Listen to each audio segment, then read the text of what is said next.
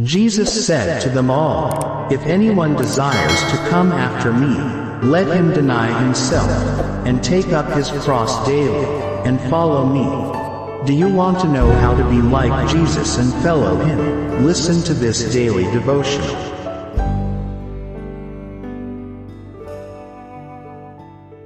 Follow the example set by the 4 Hebrews, October 14th. Then let our countenances be examined before you, and the countenances of the young men who eat the portion of the king's delicacies, and as you see fit, so deal with your servants. And at the end of 10 days their countenance appeared better and fatter in flesh than all the young men who ate the portion of the king's delicacies. Daniel chapter 1, verse 13 to 15.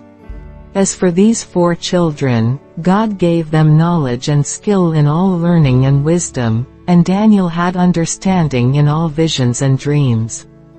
Now at the end of the days that the king had said he should bring them in, then the prince of the eunuchs brought them in before Nebuchadnezzar.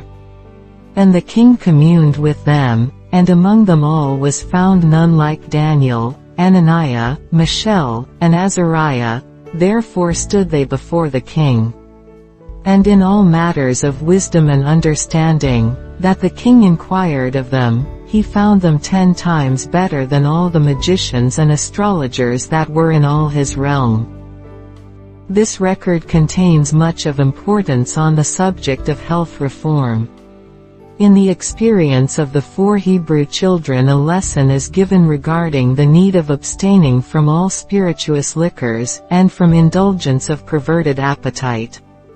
The position taken by these Hebrew youth was vindicated, and at the end of 10 days they were found fairer in flesh and better in knowledge than all the rest whom the king was proving. In this our day, the Lord would be pleased to have those who are preparing for the future, a mortal life follow the example of Daniel and his companions in seeking to maintain strength of body and clearness of mind. The more careful we learn to be in treating our bodies, the more readily shall we be able to escape the evils that are in the world through lust. Let us ask, what is the object of true higher education? Is it not that we may stand in right relation to God? The test of all education should be, is it fitting us to keep our minds fixed upon the mark of the prize of the high calling of God in Christ Jesus? We are to learn how to equalize the labor done by brain, bone, and muscle. If you put to task the faculties of the mind, loading them with heavy burdens, while you leave the muscles unexercised, this course will tell its story just as surely as the wise course of the Hebrew youth told its story. Parents should follow a consistent course in the education of their children. Our youth should be taught from their very childhood how to exercise the body and the mind proportionately.